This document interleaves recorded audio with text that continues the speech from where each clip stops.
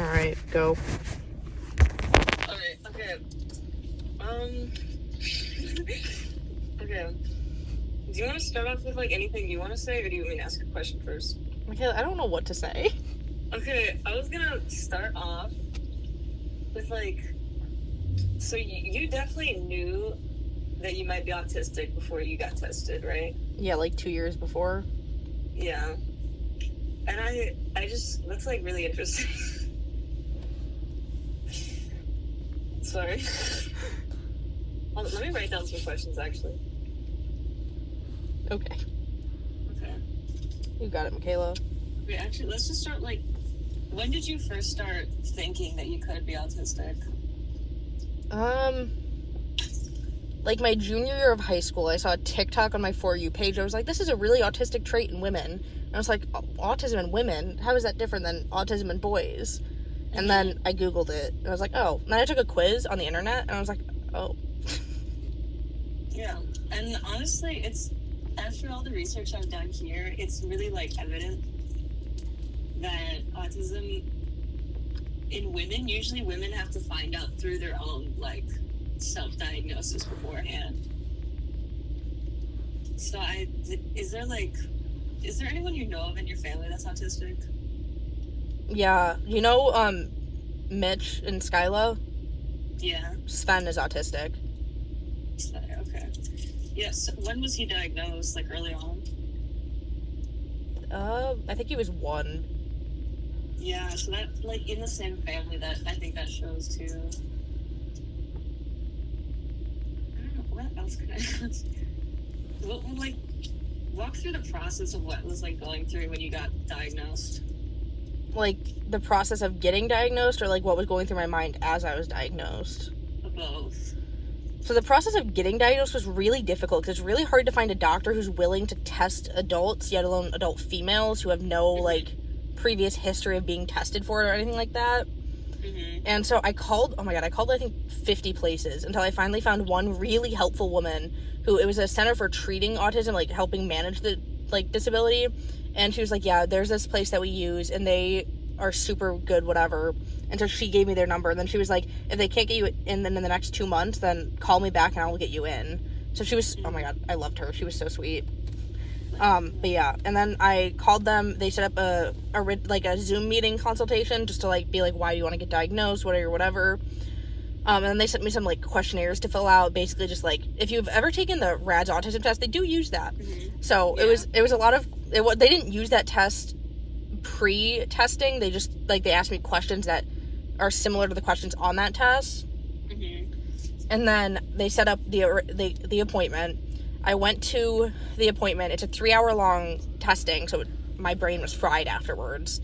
And it was, oh my god, it was the most random thing. So you start off and you go in there, and the first thing he did, he had, like, this wooden puzzle. There were 3 different colored balls on it. It was red, green, and blue.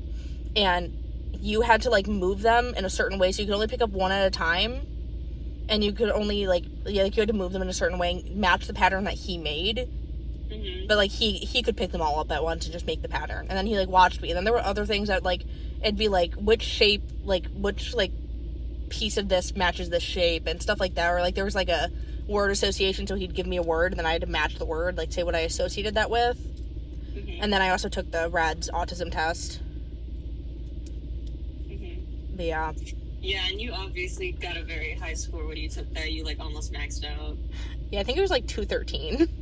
Yeah, and I think and the benchmark is, like, 230 something, right? I think it's 250. Oh, well. But yeah, nope, got really high on that one. My bad. How do you think growing up with undiagnosed autism affected you? I think it made social situations very difficult, and it made me feel like an outsider 24/7, because I couldn't figure out why I couldn't stop myself from doing things. Like, I always went too far in conversations and things like that. And I didn't know why I went too far, because I knew I went too far afterwards, because people would be like, Eva, why did you do that? Yeah, and I feel like that's really interesting, because that also brings up how, like, women learn how to mask autism so that it literally, like, becomes almost undetectable by the time that they reach adulthood and actually want to get diagnosed. Yeah, no, Hattie points out a lot of ways that I mask, and it's kind of like, I'm like, Hattie, I hate you. But, yeah. Patty. I do too. So, also, side note, if you want a girl talk after, I'm down. Oh, what other questions? Like, obviously you have, like, ADHD paired with autism, like... Yeah, paired with autism, anxiety, and depression. And that's really interesting, too, since autism is tied to a lot of different, like, mental illnesses and disorders, especially since it can, like, it doesn't cause, but it does lead into them. Yeah. Yeah. And your family kind of has, like, a history of ADHD, too, so, like, that paired with it is kind of cool. I don't know, sad. I'm gonna look up questions. Questions for the autistics. Huh? Questions for the autistics. I'm not looking that up on my Chromebook. Hold on. I'm gonna get called down.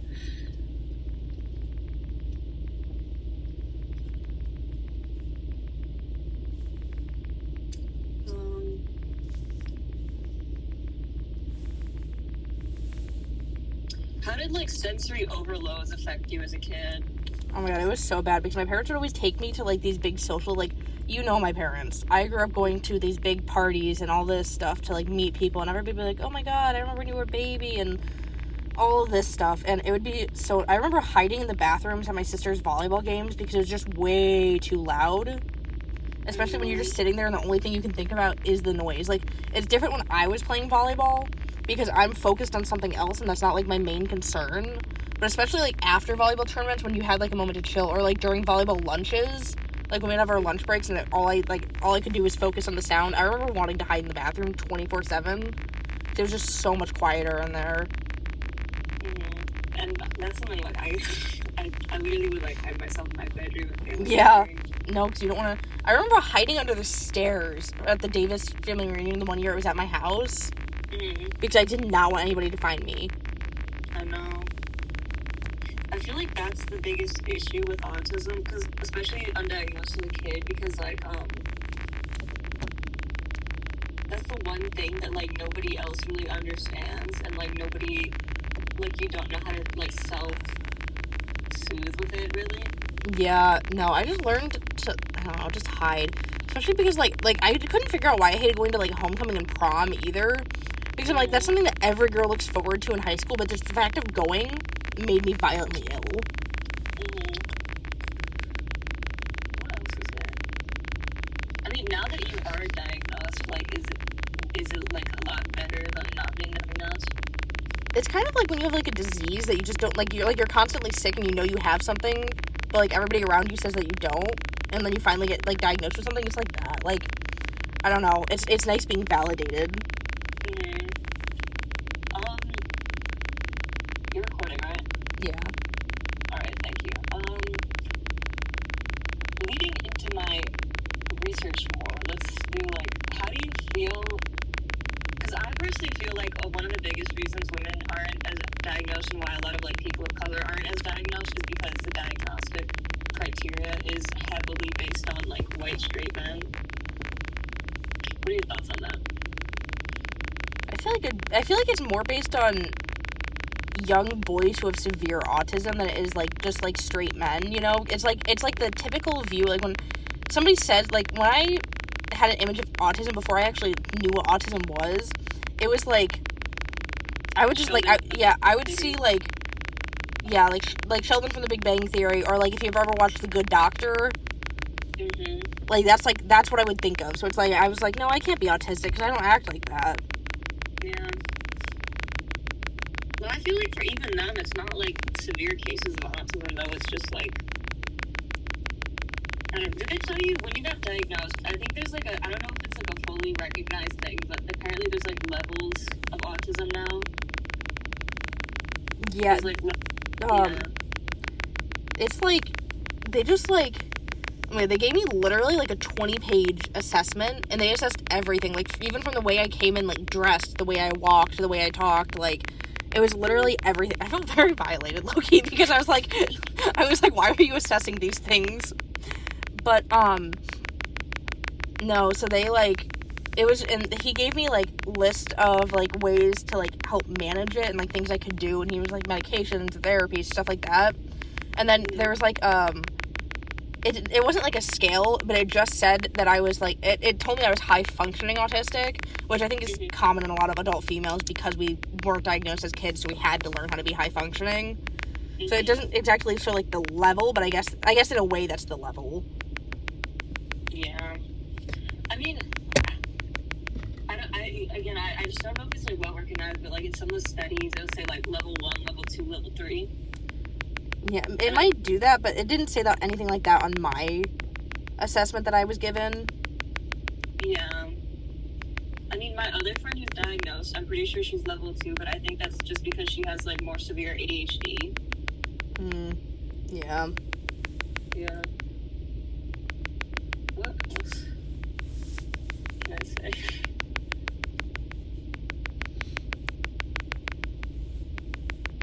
What else do you want to say about autism? I don't know. Obviously, like, it's not something that, like, needs to be cured. It's something that you just need to, like, learn how to deal with and, like, soothe and, like, manage your stress from everyday situations. Yeah, I mean, like, I got noise-canceling headphones. That helped me a lot. I didn't realize where I get overstimulated. I started grocery shopping with noise-canceling headphones. Never been happier. Do you ever get, like, sometimes when I go in stores and there's, like, too much stuff, I get, like blindness almost, like, where I can see, but I just, like, I can't focus on anything. Yeah, no, I get that. I think for me, one thing that really bugs me is, like, disorganized stores. I don't know why, but it just pisses me off. Like, if I go to the Dollar Tree, it makes me so mad to see, like, their t-shirt section. Yeah. Oh, Dollar Tree t-shirts. Just the Dollar Tree in general is too cramped. Yeah, it's awesome. You should mention about textures, too. Oh, my God, there's so many textures that I feel like should have been indicated. Oh, my God, no, it was so bad. Have you heard about the new Legoland thing? Legoland? Yeah, they're making Legoland, like, autism, like, friendly. Like, they're making, like, they're gonna have sensory level, like, before you go into a ride, it's gonna have, like, all the sensory issues and, like, a scale system of how bad it might be. I could kiss the designer. I know, I love Legoland. They still have the Twin Towers in it, though. The Legoland Twin Towers. I forgot about that controversy. Alright, if you want to stop recording, you can.